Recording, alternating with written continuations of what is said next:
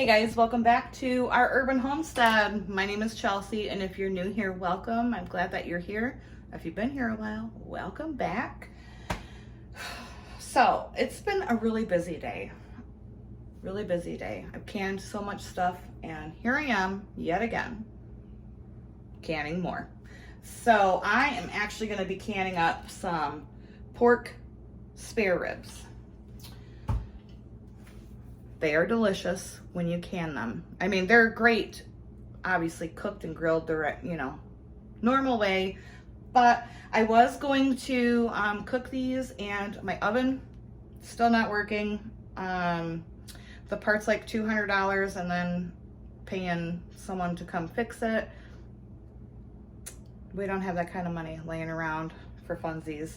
So the way I normally do my ribs is I cook them in the oven low and slow for a couple hours, and then I'll cut them up, and then we grill them to finish them, and with the barbecue and all that. But since no oven, these have to get preserved, and you can't put them back in the freezer once they're thawed. So I'm gonna can them up, and they're gonna be delicious and wonderful. So we gotta season them first. I've got a pan with just a bit of oil in it because I'm gonna brown them. I already put some pepper in. I was like, oh, better turn the camera on. Gonna do some onion powder.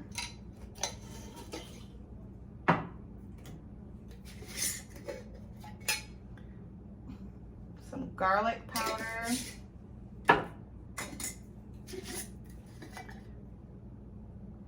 Some seasoned salt,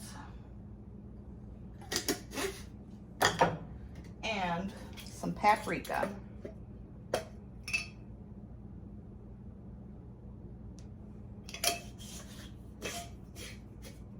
And then I'm going to get in here, mix this all together with my hands. Take your rings off, please, because that is just gross. I'm gonna mix this all together, wash my hands, and I'll be right back. All right, I'm back. So we need to just brown these in your pan. We're not cooking them all the way. We just want to get that nice golden brown color on them.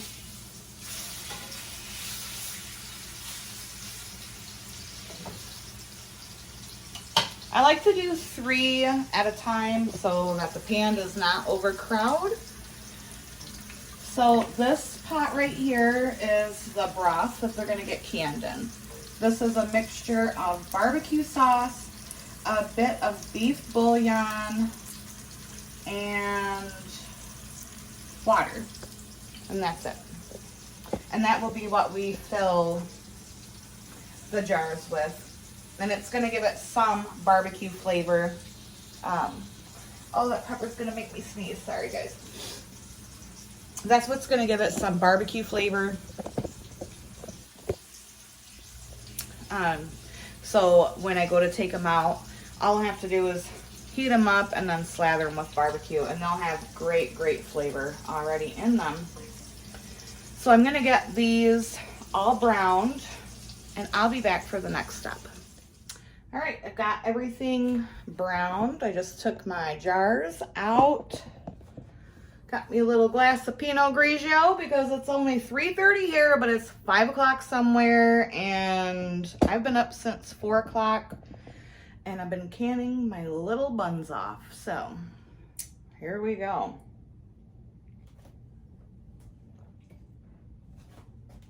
I'm gonna try to get 5 quarts out of this. Oh, those are hot. Now, these are not cooked all the way, but during the canning process, they're gonna cook and they are gonna tenderize, and ooh, gonna be so good.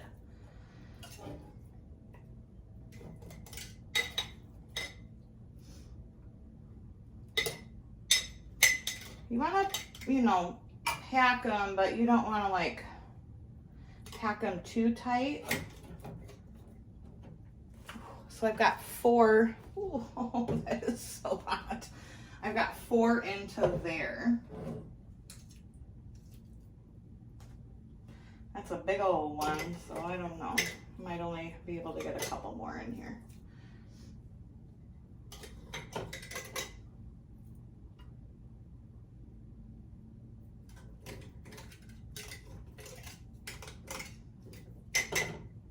I got 3 in that one. Oh, that's so hot.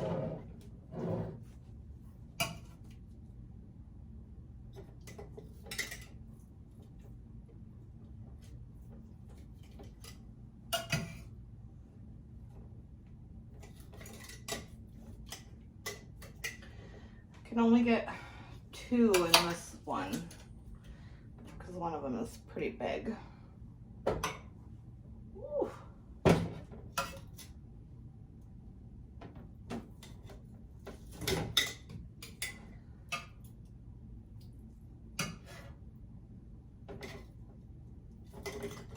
Yeah, 2 in this one as well, and hopefully these last 2 will fit into the one jar. Oh yeah, I think they will.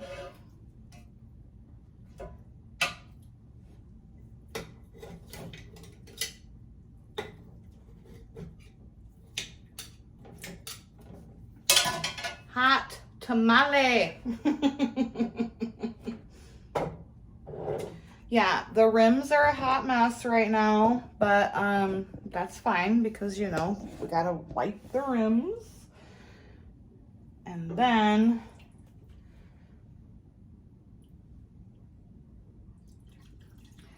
you're gonna get this barbecue beef broth in here, and you're gonna do it to 1 inch headspace or this bottom ring right there. Actually, I think we're just gonna do it here because I know these are gonna make more juice and I don't want siphoning, so we're gonna go like 2 inches of headspace.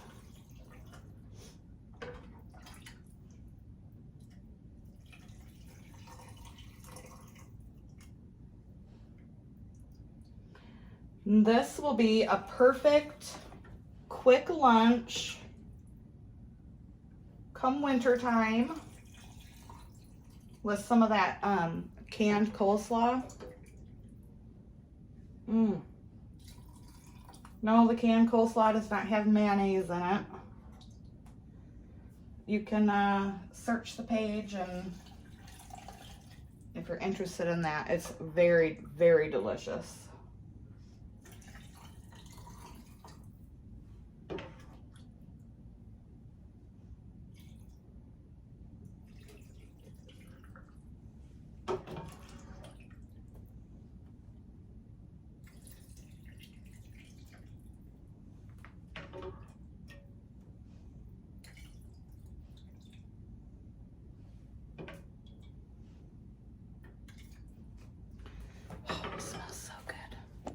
All right, I'm going to get my lids and rings and grab my cloth to wipe our rims. I'll be right back. This cloth does have vinegar on it because of the grease on, you know, on the meat. You really want to make sure that you get a nice seal, and you don't want any grease on there. Fingertip tight in the canner. These are going to process for 90 minutes for the quarts. If you had like smaller pieces and you were doing them in pints, it would be 75 minutes.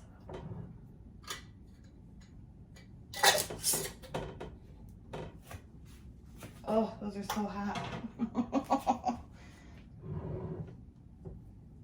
April's gonna come home from work thinking that we're having ribs for dinner because it smells so good in here.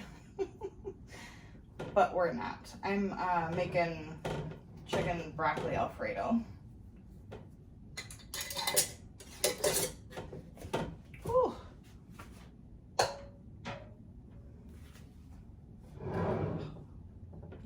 messy. Messy. Make sure this one gets wiped extra well.